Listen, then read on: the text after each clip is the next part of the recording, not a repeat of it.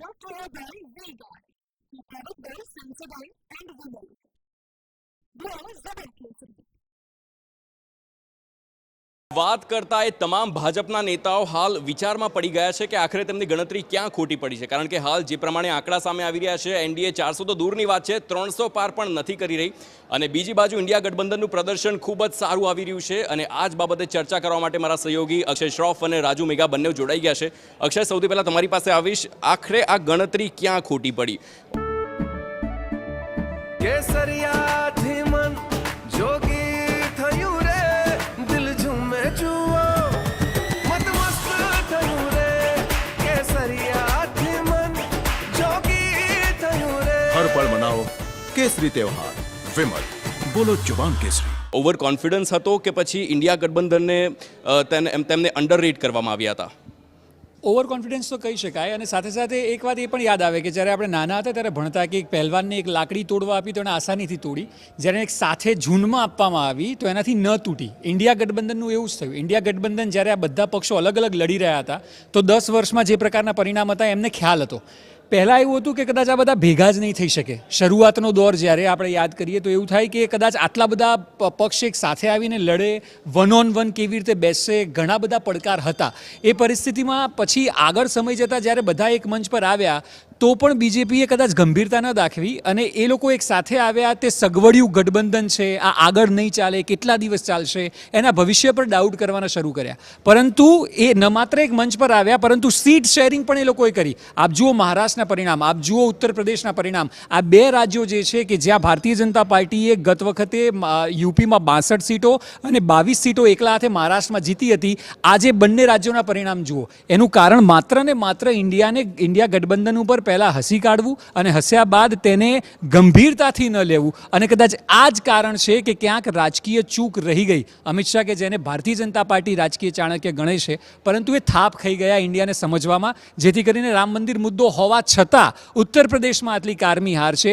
અને મહારાષ્ટ્રમાં આપ જુઓ મહાવિકાસ અઘાડી, એ પણ જે જોડતોડની રાજનીતિ છે એમાં પણ એ લોકોએ થાપ ખાધી છે. એટલે આ બંને રાજ્યો એવા રહ્યા કે જેમાં ઇન્ડિયા ગઠબંધનને માત્ર ને માત્ર સહજતાથી લેવાને કારણે આ સ્થિતિ સર્જાઈ છે. તેની મજાક પણ ઉડાવવામાં આવતી હતી. ઇન્ડિયાને ઇન્ડી નામ આપવામાં આવ્યું હતું અને ત્યારબાદ ઇન્ડી ગઠબંધનની આખી વાત થઈ. તો કયા કયા રાજ્યો છે જ્યાં ઇન્ડિયા ગઠબંધનનું તેમનું પરફોર્મન્સ ખૂબ જ સારું રહ્યું? તમે યુપીની વાત કરી છે, મહારાષ્ટ્રની વાત કરી છે, દક્ષિણમાં પણ ઇન્ડિયા ગઠબંધન ખૂબ જ સારું પરફોર્મન્સ તેમનું છે. દક્ષિણના કયા એ રાજ્યો કે જ્યાં પરફોર્મન્સ સારું પણ છે અને નોંધનીય પણ આપણે કહી શકાય? કારણ કે બીજેપી દક્ષિણમાં આ વખતે પણ પરફોર્મન્સ ત્યાં પણ સારું નથી રહ્યું. કેરળની વાત કરીએ, તમિલનાડુ હોય, કર્ણાટક હોય, આંધ્રપ્રદેશ હોય. આંધ્રપ્રદેશમાં તો જો કે ગઠબંધન કરવામાં આવ્યું છે, પરંતુ હવે જે આખી સ્થિતિ ઊભી થઈ છે કે ચંદ્રબાબુ નાયડુ જો અગર પક્ષપલટો કરે છે તો કદાચ પ્રધાનમંત્રી કોણ બનશે તે પણ એક મોટો સવાલ ઊભો થઈ રહ્યો છે.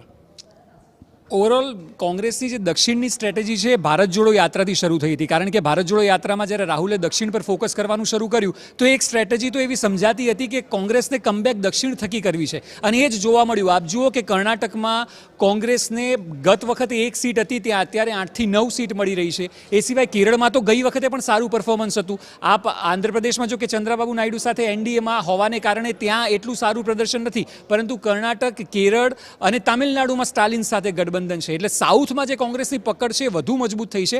હાલાકી કર્ણાટક સિવાય બીજેપી સાઉથમાં ક્યાંય હતું પણ નહીં અને એમાં પણ રેવન્નાનો જે રેપ કેસ અને જે આખું સ્કેન્ડલ બહાર આવ્યું એણે બીજેપીને બહુ મોટો સેટબેક આપ્યો. એટલે કોંગ્રેસે જે તેની કમબેક કરી છે તેમાં સાઉથ ઇન્ડિયાના 3 રાજ્યો જે છે જ્યાં કોંગ્રેસની પ્રેઝન્સ છે એ ખૂબ મહત્વનો રોલ ભજવ્યો છે. રાજુભાઈ, સૌથી અગત્યનું રાજ્ય ઉત્તર પ્રદેશ હોય, મહારાષ્ટ્ર હોય, ત્યારબાદ હિન્દી હાર્ટલેન્ડમાં બિહાર ખૂબ જ અગત્યનું રાજ્ય માનવામાં આવે છે. 40 બેઠકો ત્યાં છે. અને આ વખતનું જે પ્રમાણે પ્રદર્શન છે, નીતિશ કુમાર સાથે એનડીએનું ગઠબંધન થયું છે, પરંતુ હાલ જે સ્થિતિ છે, શરદ પવારે બંનેને ફોન કર્યા છે. ચંદ્રબાબુ નાયડુને પણ ફોન ગયો છે અને નીતિશ કુમારને પણ ફોન ગયો છે. હવે નીતિશ કુમાર તો પલટુરામ, શું લાગે છે આ વખતે પલટાશે કે પછી નરેન્દ્ર મોદી સાથે?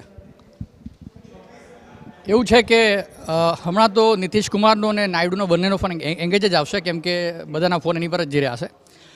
બેસિકલી આ ઇલેક્શનમાં એવું થયું છે કે બિહારમાં ખાસ કરીને વાત કરીએ તો મોટે ભાગે અત્યાર સુધી એવું રહ્યું કે જંગલ રાજ ચાલતું હતું અને સુશાસનના નામે ભાજપે ટેકો લીધો જેડીયુનો, એની સાથે આગળ આવી, ટેકો એમનો ચાલતો રહ્યો, પણ ભાજપને એવું હતું કે આપણે એમાં ટેકો લઈને આગળ વધીશું, મેઇન આપણે પાર્ટીમાં આવી જઈશું, મેઇન રોલમાં આવી જઈશું, પણ એવું કંઈ થયું નથી. આ વખતની વાત કરીએ તો નીતિશ કુમાર વિશે એવું કહેવાય છે કે જનરલી લોકો જાણે જ છે કે પલટુરામ અને આયારામ ગયારામ લોકો કહેતા રહેતા હોય છે, પણ એમની જે સ્ટ્રેટેજી છે, રાજકારણની એમની રીત છે, એ આ વખતે કદાચ સક્સેસફુલ થઈ છે એવું લાગે છે. કેમ કે તમે જોયું કે થોડા મહિના પહેલાં જ તેઓ ભાજપ સાથે એનડીએમાં ફરી એકવાર જોડાઈ ગયા. એમને આઈડિયા હતો કે આરજેડી સાથે ગઠબંધન કરશે તો એમાં એમનો મેળ પડવાનો નથી, એટલે અત્યારથી એમની સાથે છે. પણ તેમ છતાં હજી પણ એવું કહી શકાય કે નીતિશ કુમારનો કોઈ ભરોસો કરી શકાય નહીં, કેમ કે આગળ જતાં એ જો ઇન્ડી ગઠબંધન સાથે જોડાઈ જાય તો હજી પણ ભાજપ માટે ખતરો સાબિત થઈ શકે. એટલે ભાજપ માટે તો કેવું છે કે હમણાં નીતિશ કુમારને સાચવવામાં જ એમનો સમય જતો રહેશે એવું લાગી રહ્યું છે મને. અને ખાસ કરીને તમે જોયું કે એક બીજો પણ પોઈન્ટ આમાં અગત્યનો છે કે એમણે ચિરાગ પાસવાનને પહેલેથી પોતાની પાસે લઈ લીધા અને 5 બેઠકો જીતી ગયા ચિરાગ પાસવાન પોતે. એટલે કે ભાજપની આ થોડી દૂરંદેશી કહી શકાય, પણ હજી પણ સ્થિતિ એવી છે કે નીતિશ કુમારને સમજાવવા, સાચવવા, પેલા નાના બાળકને સાચવી રાખવો પડે ને, થોડી વાર બહાર જતો રહે એવી રીતના નીતિશ કુમારને સાચવવા એ ભાજપ માટે સૌથી મોટો પડકાર રહેશે મને એવું લાગે છે. અને સૌથી મોટો ટેકો જેડીયુનો જ છે અત્યારે એનડીએમાં, અને જો એ ટેકો ખસી જાય તો ભાજપ માટે, એનડીએ માટે સૌથી મોટી મુશ્કેલી પણ થઈ શકે છે. બિલકુલ. તો આ હતી વાત ઇન્ડિયા ગઠબંધનની, જેનું આ વખતનું જે પરફોર્મન્સ છે તે આઉટસ્ટેન્ડિંગ રહ્યું છે. 228ની આસપાસ તેની સીટો છે. હાલ રોકાઈશું એક બ્રેક માટે, અને બ્રેક બાદ સીધા સ્ટુડિયો જઈશું અને ત્યાં ગેસ્ટ સાથે ચર્ચા કરીશું. Brought to you by V-Guard, powered by Sensodyne and Women. Glow Double Peace.